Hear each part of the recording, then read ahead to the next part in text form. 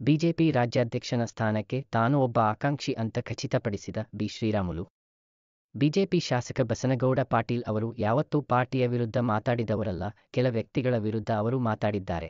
ವ್ಯಕ್ತಿಗತ ಟೀಕೆಯು ಯಾವತ್ತೂ ಪಕ್ಷ ವಿರೋಧಿ ಚಟುವಟಿಕೆಯಾಗಲಾರದು. ಯತ್ನಾಳ್ ನಿರಂತರವಾಗಿ ಪಕ್ಷದ ಒಳಿತನ್ನು ಬಯಸಿದ್ದಾರೆ.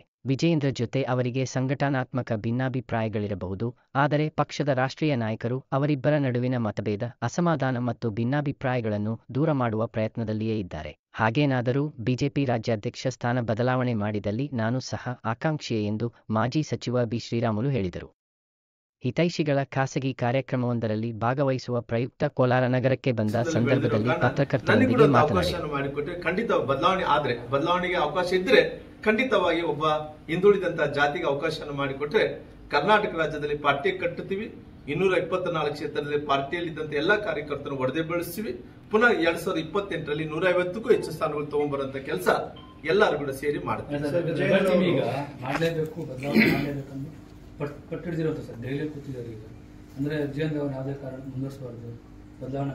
ನಾನು ಹೇಳ್ತಾ ಇದ್ದೀನಲ್ಲ, ಏನೇ ಮಾಡಿದ್ರು ಕೂಡ ಅವಕಾಶ ಇದ್ರೆ ಅಕಸ್ಮಿತವಾಗಿ ಯಡಿಯೂರಪ್ಪರ ಆಶೀರ್ವಾದ ಮಾಡಿಕೊಟ್ರೆ, ಯಡಿಯೂರಪ್ಪರ ಆಶೀರ್ವಾದ ಮಾಡಿರೋ ಕಾರಣ ನಮ್ಮ ತಮ್ಮನವರಾದಂತಹ ವಿಜೇಂದ್ರ ಅವರ ಅಧ್ಯಕ್ಷರಾಗಿ ಮುಂದುವರಿತಾ ಇದ್ದಾರೆ.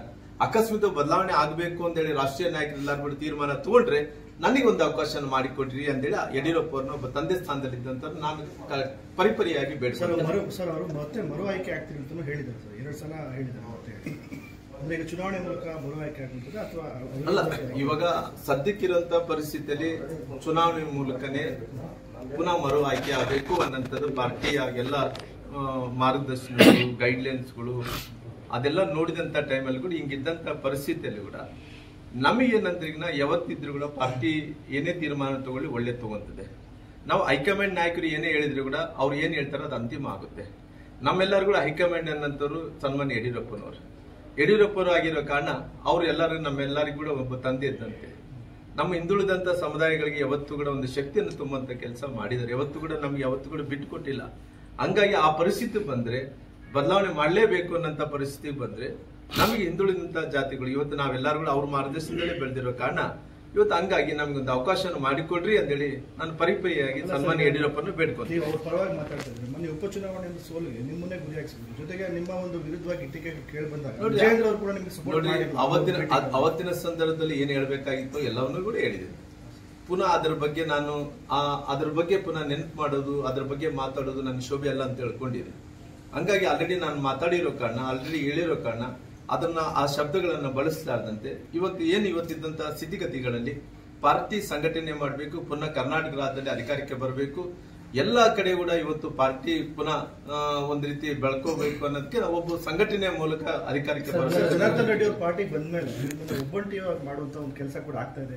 ಪಕ್ಷದಿಂದ ಒಂದು ನೋಡ್ರಿ, ಈ ರಾಜ್ಯದಲ್ಲಿದ್ದಂತ ಜನರು ಯಾವತ್ತು ಕೂಡ ಶ್ರಮ ಅನ್ನಂಥದ್ದು ಯಾವತ್ತು ಕೂಡ ಫಲ ಇದ್ದೇ ಇರ್ತದೆ. ಸತ್ಯ ಅನ್ನಂತಕ್ಕೆ ಯಾವತ್ತು ಕೂಡ ಗೌರವ ಸಿಗ್ತದೆ. ಒಂದೇ ಸಾರಿ ಸಿಕ್ಕಲ್ಲ, ಯಾವ್ದು ಕೂಡ ಕ್ರಮೇಣ ಹಂತವಾಗಿ ಎಲ್ಲಾ ಕಡೆ ಕೂಡ ಸಿಗುತ್ತೆ. ಹಂಗಾಗಿ ನಾನು ಯಾರ ಬಗ್ಗೆ ಕೂಡ ಟೀಕೆ ಮಾಡಕ್ ಹೋಗಲ್ಲ, ಯಾರ ಬಗ್ಗೆ ಕೂಡ ಈ ರೀತಿ ಹೇಳಿಕೆಗಳನ್ನು ಕೂಡ ಕೊಡೋಕ್ ಹೋಗಲ್ಲ. ನಾನು ಯಾವತ್ತು ಕೂಡ ಸತ್ಯದ ಮೇಲೆ, ಧರ್ಮದ ಮೇಲೆ, ನನ್ನ ಶಕ್ತಿ ಮೇಲೆ, ಸಂಘಟನೆ ಮೇಲೆ, ನನ್ನ ಇದ್ದಂತ ವಿಶ್ವಾಸ ಮೇಲೆ ನಾನು ಕೆಲಸ ಮಾಡಂತ ಮಂದಿ ಆಗಿರೋ ಕಾರಣ ನನಗೆ ವಿಶ್ವಾಸ ಇದೆ, ಆತ್ಮಸ್ಥೈರ್ಯ ಇದೆ. ಯಾವತ್ತಿದ್ರು ಕೂಡ ರಾಮುಲು ಅನ್ನಂತ ವ್ಯಕ್ತಿ ರಾಜಕಾರಣದಲ್ಲಿ ಸೋತಿದ್ರೆ ಕೂಡ ಈ ರಾಜ್ಯದಲ್ಲಿದ್ದಂತ ಜನರು ರಾಮುಲು ಅಂದ ತಕ್ಷಣ ಎಲ್ಲಾ ಜನರು ಒಪ್ಕೊಂತಾರೆ. ಮುಂದುವರೆದಂತ ಜನಾಂಗದವ್ರು ಒಪ್ಕೊಂತಾರೆ, ಹಿಂದುಳಿದಂತ ಜನಾಂಗದವ್ರು ಒಪ್ಕೊಂತಾರೆ. ಅಂದ್ರೆ ಎಲ್ಲೋ ಒಂದು ಕಡೆ ರಾಮುಲು ಅವರು ಕಷ್ಟಪಟ್ಟಿದ್ದಾನ, ಅಧಿಕಾರದಲ್ಲಿದ್ದಂತ ಟೈಮಲ್ಲಿ ಒಳ್ಳೆ ಸಹಾಯ ಮಾಡಿದಾನ, ಕೆಲಸ ಮಾಡಿದಾನ, ಒಳ್ಳೆ ಕ್ರೆಡಿಬಿಲಿಟಿ ಇದ್ದಂತ ಲೀಡರ್ ಅನ್ನೋದಕ್ಕೋಸ್ಕರವಾಗಿ ಇವತ್ತು ನನ್ನ ಕ್ರೆಡಿಬಿಲಿಟಿಯನ್ನು ನಾನು ಸೋತಿದ್ರು ಕೂಡ ನಾನು ಉಳಿಸುವಂತ ಕೆಲಸ ಈ ರಾಜ್ಯದಲ್ಲಿದ್ದಂತ ಎಲ್ಲಾ ಜನಾಂಗದವರು ಮಾಡ್ತಾ ಇದ್ದಾರೆ. ನೋಡಿ ಸರ್, ರಾಜಕಾರಣನೇ ಬೇರೆ, ಅವತ್ತುಗಳು ಹೇಳಿದೀನಿ, ವೈಯಕ್ತಿಕ ಜೀವನನೇ ಬೇರೆ. ರಾಜಕಾರಣ ಜೀವನಕ್ಕೆ ವೈಯಕ್ತಿಕ ಜೀವನಕ್ಕೆ ನಾವು ಯಾವ್ದು ಕೂಡ ಅದರ ಲಿಂಕ್ ಮಾಡೋದು ಬೇಕಾಗಿಲ್ಲ. ಅದಕ್ಕೋಸ್ಕರವಾಗಿ ನಾನು ರಾಜಕಾರಣದ ಮಾತುಗಳು ಮಾತಾಡಬೇಕಾದ್ರೆ ಪಾರ್ಟಿ ವಿಚಾರದಲ್ಲಿ ಮುಂಬರುವಂತಹ ದಿನಗಳಲ್ಲಿ ಯಡಿಯೂರಪ್ಪರ ಆಶೀರ್ವಾದದಿಂದಲೇ ಮುಂದುವರಿಬೇಕಾಗಿದೆ. ಹಂಗಾಗಿ ಇವತ್ತು ಅನುಭವ ಇಲ್ಲಾರ್ದಂತ ಟೈಮಲ್ಲಿ ಸಣ್ಣ ಪುಟ್ಟ ಏನಾಗಿ ಅವೆಲ್ಲ ಸರಿಪಡಿಸಿಕೊಂಡು ಇವತ್ತು ರಾಜ್ಯಾಧ್ಯಕ್ಷರ ವಿಚಾರ ಬಂದಂತ ಟೈಮಲ್ಲಿ ಕೂಡ ಅವಕಾಶ ಇದ್ರೆ ನನಗೆ ಕೂಡ ಮಾಡಿ ನಾನು ಬಹಳ ಸ್ಪಷ್ಟವಾಗಿ ಹೇಳ್ತಾ ಇದ್ದೀನಿ. ಹೈಕಮಾಂಡ್ ಆದೇಶನೇ, ಹೈಕಮಾಂಡ್ ಏನ್ ನಿರ್ಣಯ ತಗೊಂತಾನೆ ಅದೇ ಫೈನಲ್. ನಾನು ಇವತ್ತು ರಾಮುಲು ಅವರು ಬದಲಾವಣೆ ಮಾಡಂದ್ರೆ ಬದಲಾವಣೆ ಮಾಡಕ್ ಆಗುತ್ತೇನ್ರಿ? ಅಲ್ಲ ಸರ್, ನೀವು ರೆಬಲ್ ಟೀಮ್ ಜೊತೆ ಅಲ್ಲ, ನಾನು ನೋಡ್ರಿ, ನಾನು ಯಾವ ಟೀಮ್ ಜೊತೆಲಿ ಇಲ್ಲ. ನಾವು ಪಾರ್ಟಿ ಜೊತೆಲಿ ಇದೀವಿ ಅಲ್ಲ, ಎಲ್ಲರೂ ಕೂಡ ಪಾರ್ಟಿ ಜೊತೆಲಿ ಇದೀವಿ. ನಮ್ದು ಯಾವ್ದೋ ಬಣಗಿನೇ ಇಲ್ಲ. ಅವ್ರು ಕೂಡ ಯತ್ನಾಳ್, ಬಸವರಾಜ ಪಾಟೀಲ್ ಯತ್ನಾಳ್, ರಮೇಶ್ ಜಾರಕಿಹೊಳಿ ಅವರು ಕೂಡ ಯಾವತ್ತೂ ಕೂಡ ಅವ್ರು ಕೂಡ ಬೇರೆ ಬಣ ಅನ್ನಂತದಿಲ್ಲ. ಎಲ್ಲರೂ ಕೂಡ ಪಾರ್ಟಿನೇ. ಓವರ್ ಆಲ್ ಆಗಿ ಎಲ್ಲರೂ ಕೂಡ ಕೆಲಸ ಮಾಡೋದು ಪಾರ್ಟಿ ಸಲುವಾಗಿ ಕೆಲಸ ಮಾಡ್ತಾ ಇದಾರೆ.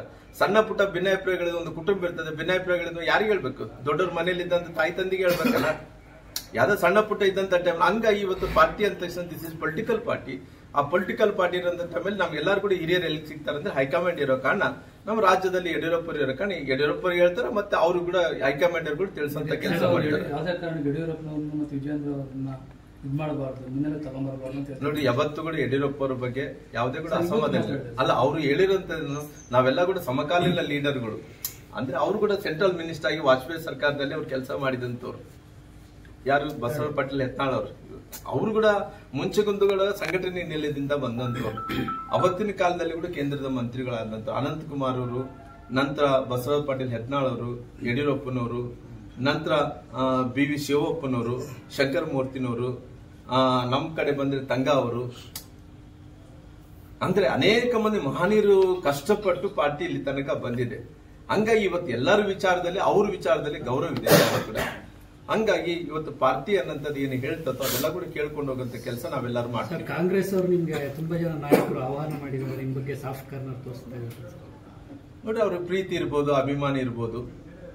ಇವತ್ತು ಏನೋ ಅವ್ರಿಗೇನೋ ರಾಮ್ಲು ಅಂದ ತಕ್ಷಣನೇ ಒಳ್ಳೆಯನನ್ನಂತ ವಿಶ್ವಾಸ ಇರ್ಬೋದು, ಒಳ್ಳೆಯನನ್ನಂತ ಅಭಿಪ್ರಾಯ ಇರ್ಬೋದು. ಹಂಗಾಗಿ ಅವ್ರು ರಾಮ್ಲು ಅವ್ರ ಬಗ್ಗೆ ಒಂದು ಒಳ್ಳೆ ಮಾತುಗಳು ಮಾತಾಡಿರ್ಬೋದು. ಏನ್ ತಪ್ಪೇನದು ಇದೆಯಲ್ಲ. ಪಕ್ಷಕ್ಕೆ ಸ್ವಾಗತ ಮಾಡಿದ್ರಲ್ಲ. ಅಲ್ಲ, ಪಕ್ಷಕ್ಕಂತ ಪೊಲಿಟಿಕಲ್ ಪಾರ್ಟಿ. ನಾವೊಂದು ಪೊಲಿಟಿಕಲ್ ಪಾರ್ಟಿಯಲ್ಲಿ ಇರ್ತೀವಲ್ಲ. ಕೆಲವೊಂದು ಸಂದರ್ಭದಲ್ಲಿ ನಾವು ಕೂಡ ಕರಿತಿರ್ತೀವಿ. ಅವ್ರುಗಳ ಕಾಂಗ್ರೆಸ್ ನಾಯಕರೆಲ್ಲರೂ ಕೂಡ ಬರ್ರಿ ಬರ್ರಿ ಬರ್ರಿ ಅಂತ ಕರಿತಿರ್ತೀವಿ. ಅಂದ್ರೆ ಇವಾಗೆಲ್ಲ ಪೊಲಿಟಿಕಲ್ ಪಾರ್ಟಿಯಲ್ಲಿ ನಾವು ಮಾತಾಡ್ಬೇಕಾಗುತ್ತಲ್ಲ. ಮಾತಾಡಿದ್ರೆ ಜನರಿಗೆ ಒಂದು ರೀತಿ ಇಲ್ಲಪ್ಪ, ಎಲ್ಲೋ ಒಂದ್ ಕಡೆ ಯಾರೊಬ್ಬರು ಪೊಲಿಟಿಕಲ್ ಸಿಸ್ಟಮ್ದಲ್ಲಿ ಬಹಳಷ್ಟು ವರ್ಷಗಳ ಕಾಲ ರಾಜಕಾರಣದಲ್ಲಿ ದುಡಿದಾನ, ಕೆಲಸ ಮಾಡಿದಾನೆ, ಇಡೀ ರಾಜ್ಯದಲ್ಲಿ ಸಂಘಟನೆ ಮಾಡಿದಾನೆ. ಅಂತ ಸಂದರ್ಭದಲ್ಲಿ ಆ ಪೊಲಿಟಿಕಲ್ ಪಾರ್ಟಿಯಲ್ಲಿ ಯಾವುದೇ ಪಾರ್ಟಿಯಲ್ಲಿ ಇದ್ದಂತ ವ್ಯಕ್ತಿಗಳಿಗೆ ತೊಂದರೆ ಆದಂತ ಟೈಮಲ್ಲಿ ಒಂದು ಪಾರ್ಟಿಯಿಂದ ಒಂದು ಪಾರ್ಟಿ ಕರೆದು ಸಹಜ. ಅದು ಹೋಗೋದು ಬಿಡೋದು ಅನ್ನೋಂಥದ್ದು ಅದು ಪಾರ್ಟಿ ತೀರ್ಮಾನ ತಗೊಂತ ನಮ್ಮ ಮನಸ್ಥಿತಿಗೆ ತೀರ್ಮಾನ ತಗೋಬೇಕಾಗುತ್ತೆ. ಸಂಪರ್ಕ ಮಾಡಿದ್ದಾರೆ ಅಲ್ಲ, ಸಂಪರ್ಕ ಮಾಡಿದ್ದಾರೆ ಅನ್ನೋದಕ್ಕೆ ನಾನು ಆಲ್ರೆಡಿ ಹೇಳಿದ್ದೀನಲ್ಲ ವಿಚಾರ. ಮತ್ತೆ ಪದೇ ಪದೇ ಅದರ ವಿಚಾರದಲ್ಲಿ ಹೇಳ್ಕೊಂಡಿದ್ದೀನಿ. ಚಿನ್ನದ ನಾಡು ಕೆಜಿಎಫ್ನಲ್ಲಿ ಇದೇ ಮೊಟ್ಟ ಮೊದಲನೇ ಬಾರಿಗೆ ಅಕ್ವಾ ಅಂಡರ್ ವಾಟರ್ ಟನಲ್ ಮೇಳವನ್ನು ಏರ್ಪಡಿಸಲಾಗಿದ್ದು, ಸಾರ್ವಜನಿಕರು ಕುಟುಂಬ ಸಮೇತ ಒಮ್ಮೆ ಭೇಟಿ ನೀಡಿ. ಆಕರ್ಷಕ ಆಟಗಳು, ಬಾಯಿಗೆ ರುಚಿ ನೀಡುವ ವಿಭಿನ್ನ ಖಾದ್ಯಗಳು ನಿಮ್ಮನ್ನು ಆಕರ್ಷಿಸುತ್ತಿವೆ. ಸ್ಥಳ ಅಶೋಕ್ ನಗರ, ಬಾಲಕೃಷ್ಣ ಲೇಔಟ್ ಹತ್ತಿರ, ಕೆಜಿಎಫ್. ಸಂಪರ್ಕಿಸಿ 8861299700.